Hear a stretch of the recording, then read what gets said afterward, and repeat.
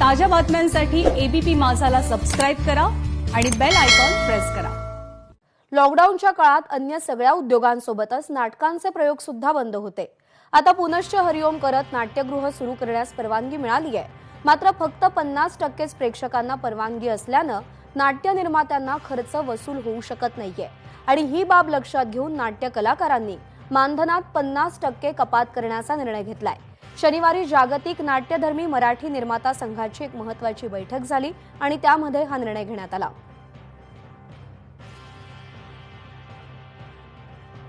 आणि या संदर्भात अधिक बातचीत करण्यासाठी नाट्यधर्मी निर्माता संघाचे अमेय खोपकर सध्या आपल्यासोबत आहेत। खोपकरजी, अतिशय स्तुत्य असा निर्णय घेण्यात आलाय सगळ्या कलाकारांच्या वतीने। तुम्ही कसं पाहताय निर्णयाकडे, तुमचा काय दृष्टिकोन? नक्कीच मला असं वाटतं की गेल्या काही दिवसांमध्ये जेव्हापासून सरकारने नाट्यगृह आणि चित्रपटगृहांना पुन्हा सुरू करण्याची जेव्हापासून परवानगी दिली तेव्हापासून आम्ही सगळ्यांनाच पाहिजे। मी पण एक निर्माता आहे आणि मी जागतिक मराठी नाट्यधर्मी निर्माता संघाचा अध्यक्ष या नात्याने आणि आमचे सहकारी प्रशांत दामले, मग ते पद्माकर, श्रीपाद पद्माकर, चंद्रकांत लोकरे, अनेक लोक, आम्ही सगळेच आमची संघटना आम्ही प्रयत्न करतो की इतर लोक देखील प्रयत्न करत होते की मराठी प्रेक्षक मराठी नाटकांपर्यंत नाटक बघायला पोचायला पाहिजे। त्यासाठी म्हणून काय काय गोष्टी करायला लागतील त्या गोष्टी आम्ही राजसाहेब ठाकरेंच्या समोर मांडल्या।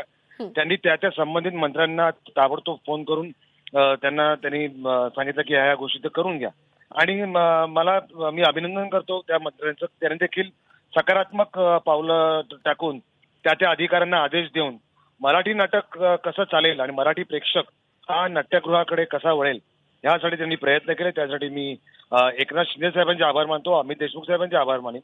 आणि आता सगळं झालेलं आहे। आता फक्त माझी आपल्या चॅनलच्या माध्यमातून महाराष्ट्रातल्या तमाम प्रेक्षकांना विनंती करायची आहे की आता आपली हे आहे की आपण नाट्यगृहामध्ये जाऊन चित्रपटगृहामध्ये जाऊन नाटक बघावं, चित्रपट बघावा, जेणेकरून मराठी नाटक मराठी चित्रपट हा व्यवस्थित चालेल आणि ही इंडस्ट्री जगेल।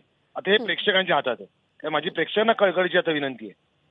नाही खोपकरजी, महाराष्ट्रातला रसिक माणूस हा नाट्यप्रेमी आहे, चित्रपटप्रेमी आहे, त्यामुळे तुमच्या या विनंतीला ते नक्कीच सकारात्मक प्रतिसाद देतील अशी आशा आहे। खोपकरजी, धन्यवाद तुमच्या या सगळ्या सविस्तर प्रतिक्रियेसाठी।